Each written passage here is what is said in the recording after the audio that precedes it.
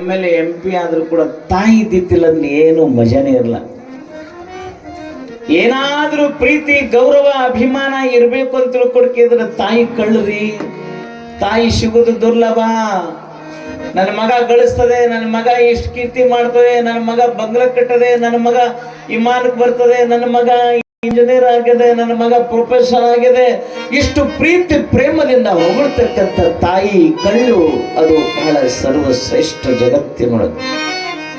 ನನ್ನ ಮಗ ಒಕ್ಕಲುತನ ಮಾಡ್ತಾನೆ, ದುಡಿದು ಬರ್ತದೆ, ಕಾಲು ತುಂಬಾ ಕೆಸರು ಮಾಡ್ಕೊಂಡದೆ, ದಣದು ಬಂದದೆ ನನ್ನ ಮಗ, ಅದಕ್ಕೊಂದಿಷ್ಟು ಸಜ್ಜಕ, ಒಂದಿಷ್ಟು ತುಪ್ಪ, ಒಂದಿಷ್ಟು ಬೆಣ್ಣೆ ತಿನಿಸಿ ಮಗ ನಿದ್ದೆ ಮಾಡಕತ್ತಂದ್ರ ತಾಯಿಗೆ ಅಮೃತ ಸಮಾನ.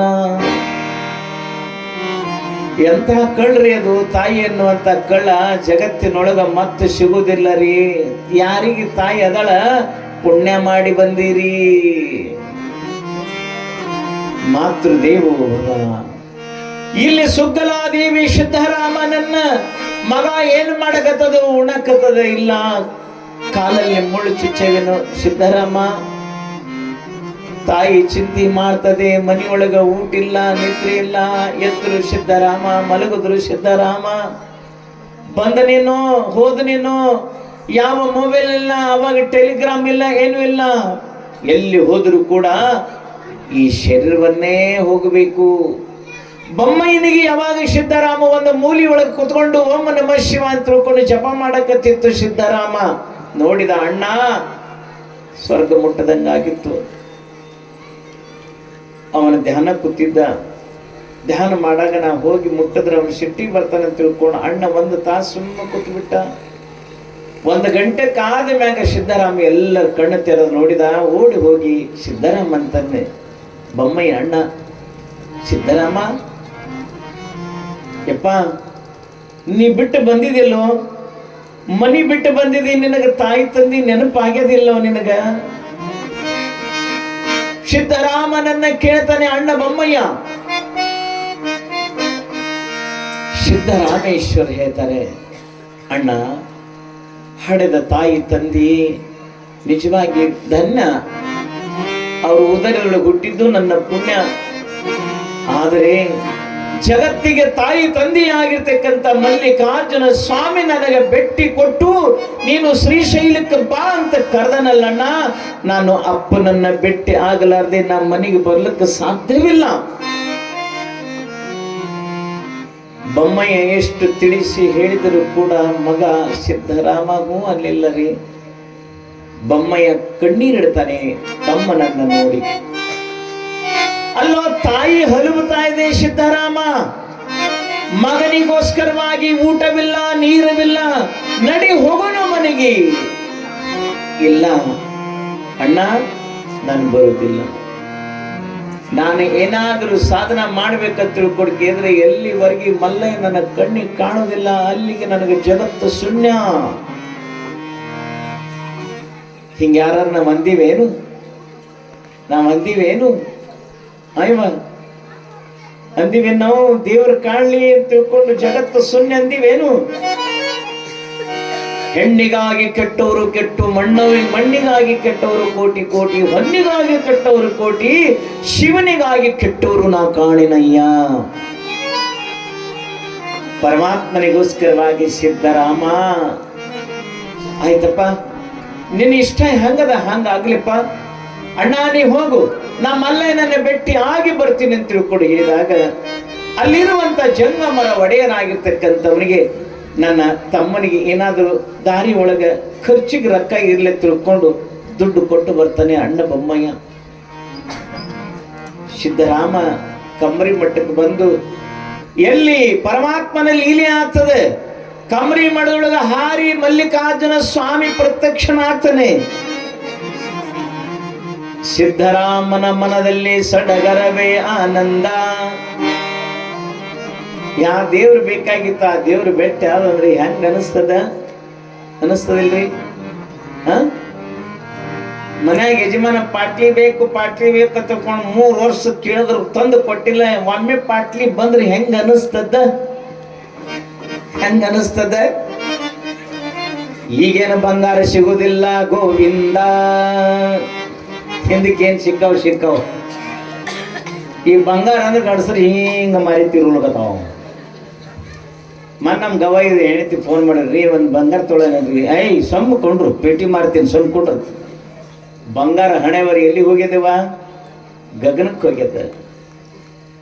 ಬಂಗಾರ ನೀವೇ ಆಗಿಬಿಡ್ರಲ್ಲ, ಏನಾಗ್ತದೆ? ಹೌದಿಲ್ಲ? ಸಿದ್ದರಾಮೇಶ್ವರರು ಯಾವಾಗ ಪರಮಾತ್ಮ ಕಂಡಾಗ ಏನು ಆನಂದ ಆಗಿತ್ರಿ ಮಗನಿಗೆ.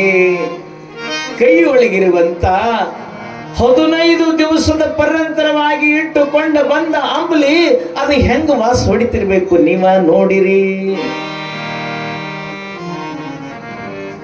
ಸಿದ್ದರಾಮನಿಗೆ ಮಲ್ಲಿಕಾರ್ಜುನ ಸ್ವಾಮಿ ತೊಡಿಮೆ ಕೂಡಿಸೋತನ್ರಿ. ನೋಡಲ್ಲ, ಗಣಪತಿ ಕುಣಿಸೋണ്ടിಲ್ಲ, ಸಿದ್ದರಾಮನನ್ನ ತೊಡಿಮೆ ಕೂಡಿಸೋತಾನೆ ಪರಮಾತ್ಮ.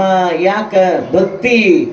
ನಿನ್ನ ಗುರುಲಿಂಗ ಶಿವಾಚಾರ್ಯ ಹೇಳಿದ್ರಲ್ಲ, ಶಬರಿ ಅಂಜಲ ಬಾಯಾಗ ಹಲ್ಲು ಸಹಿತ ತಕೊಂಡಿಲ್ಲಕ್ಕಿ, ಆದ್ರೆ ಅವಳು ತಿನ್ನುವಂತ ಬಾರಿ ಹಣ್ಣ ತಿಂದು ರುಚಿ ಅದಾವಲ್ಲತ್ತ ನೋಡಿ ಹಲ್ಲು ತಿಕ್ಕೊಳ್ಳಾರ್ದ ಬಾಯಿ ಒಳಗಿನ ಎಂಜಲ ಪರಮಾತ್ಮ ರಾಮ ತಿಂತಿದ್ದ ಅಂತ ಹೇಳಿದ್ರಲ್ಲ. ನಿನ್ನ ಗುರು ಹೇಳಿದ್ರಲ್ಲ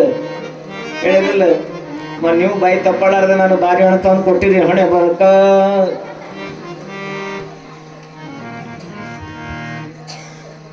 ಅದ್ರಾಗ ಆನಂದದಲ್ಲಿ ಅಲ್ಲಿ ಭಕ್ತಿ ತುಂಬ್ಯದ. ಎಲ್ಲಿ ಭಕ್ತಿ ಅದ ಅಲ್ಲಿ ಭಗವಂತ ಇರ್ತಾನೆ.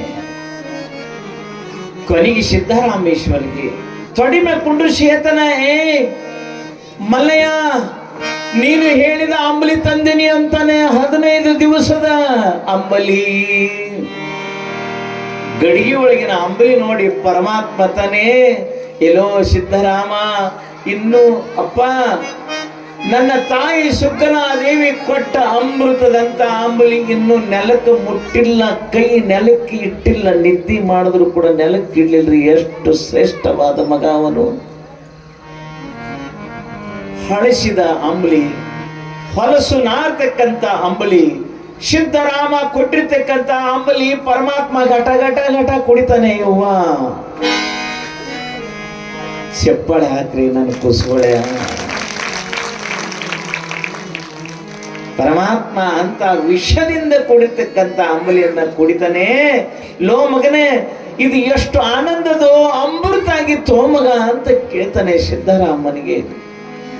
ಭಕ್ತಿ ಒಳಗ ಹಸಿರಿರ್ತಕ್ಕಂಥ ಯಾವ ಮಲ್ಲಿಕಾರ್ಜುನ ಸ್ವಾಮಿ ನಿನ್ನಲ್ಲಿ ಆ ಹಸಿವು ಎಂಥದ್ದು ಸಿದ್ದರಾಮ, ನನಗೋಸ್ಕರವಾಗಿ ನೀನು ನವಣಿ ಹೊಲ್ಲಾಗಿ ಭೇಟಿಯಾಗಿದ್ದಿ, ಇವತ್ತ ಶ್ರೀಶೈಲಕ್ಕೆ ಬಂದೆಲ್ಲೋ, ನಾನು ನಿನ್ನ ಶ್ರೀಶೈಲಕ್ಕೆ ಕರೆಸ್ಬೇಕನ್ನಂತ ವಿಚಾರ ಇತ್ತು ಮಗ ಅಂತ. ಅವಾಗ ಸಿದ್ದರಾಮೇಶ್ವರಿಗೆ ಏನ್ ಮಾಡ್ತಾರಂತ ತಿಳ್ಕೊಂಡು ಕೇಳಿದ್ರೆ, ಯಾವ ಭೈರವನಾಥನನ್ನ ಕರೆದು, ಭೈರವನಾಥ ಶ್ರೀಶೈಲದೊಳಗಿರುವಂತ ಭೈರವನಾಥನನ್ನ ಕರಿತಾನೆ ಪರಮಾತ್ಮ. ಹೋಗು, ಇಡೀ ಶ್ರೀಶೈಲವ ಪುಣ್ಯ ಕ್ಷೇತ್ರಗಳು ಎಲ್ಲೆಲ್ಲವ ಅಲ್ಲೆಲ್ಲ ಇವನನ್ನ ಕರೆದುಕೊಂಡು ಹೋಗಿ ತೋರಿಸ್ಕೊಂಡು ಬಾರಪ್ಪ ಮಗನಿಗೆ. ನಿಮ್ಮೂರಿಗೆ ಯಾರಾದ್ರೂ ಬೀಗರು ಬಂದ್ರೆ ರೇವಣ ಸಿದ್ದೇಶ್ವರ ಗುಡಿ, ಯಾವ್ಯಾವ ಗುಡಿ ಎಲ್ಲೆಲ್ಲಿ ಏನೇನವೆಲ್ಲ ತೋರಿಸ್ತಿರಿಲ್ಲ? ಹ್ಞೂನ್ರಿ. ಭಾಳ ಚಲೋ ಆಯ್ತು, ಹೌದಿಲ್ಲ? ಅವಾಗ ಇಲ್ಲಿ ಸಿದ್ದರಾಮೇಶ್ವರರಿಗೆ ಶ್ರೀಶೈಲ ಪುಣ್ಯಕ್ಷೇತ್ರದೊಳಗ ಎಲ್ಲೆಲ್ಲಿ ಪುಣ್ಯಕ್ಷೇತ್ರಗಳು ಮಹಾತತ್ವಶಾಸ್ತ್ರ ಪ್ರಕಾರವಾಗಿ ಸಿದ್ದರಾಮೇಶ್ವರನನ್ನ ಅಲ್ಲಲ್ಲಿ ಕರ್ಕೊಂಡು ಹೋಗ್ತಾನೆ. ಯಾರು? ಭೈರವನಾಥ, ಕಾಲಭೈರವ, ರಕ್ಷಣೆ ಮಾಡ್ತಕ್ಕಂಥವನು ಕರೆದುಕೊಂಡು ಅಲ್ಲಲ್ಲಿ ಹೋಗ್ತಾನೆ. ಅದಕ್ಕೆ ಹೇಳ್ತಾನ, ಅಲ್ಲಿ ಏನೇನು ಕಾಣ್ತಾನೆ ಅಂತ ತಿಳ್ಕೊಂಡು ಕೇಳಿದ್ರೆ, ಕಮರಿ ಮಠವನ್ನ ನೋಡಿ, ವಿಶಾಲವಾದ ಆಳವಾಗಿರ್ತಕ್ಕಂಥ ಕಮರಿ ಮಠವನ್ನ ನೋಡ್ತಾನೆ. ತಾಳೆ ಮರ, ಮೋಹಿನ ಗಜ, ವಜ್ರ ಲೇಪ, ಶೈಲೋದಕ, ಕುಮಾರಧಾರೆ, ಅದ್ಭುತವಾದ ಸ್ಥಳಗಳನ್ನೆಲ್ಲವನ್ನು ತೋರಿಸ್ತಾನೆ. ಕುಮಾರಧಾರ ನೋಡಿದಿಲ್ಲ? ಪಂಚದಾರ, ಪಲ್ಲದಾರ. ಶ್ರೀಶೈಲಕ್ಕೆ ಹೋಗಿಲ್ಲ ಅಂದ್ರೆ ನೀವೇನ ಹಾ ಅಂತೀರಿ, ಸೋಮ್ಕೊಂಡ್ರೆ ಬರ್ತದೆ.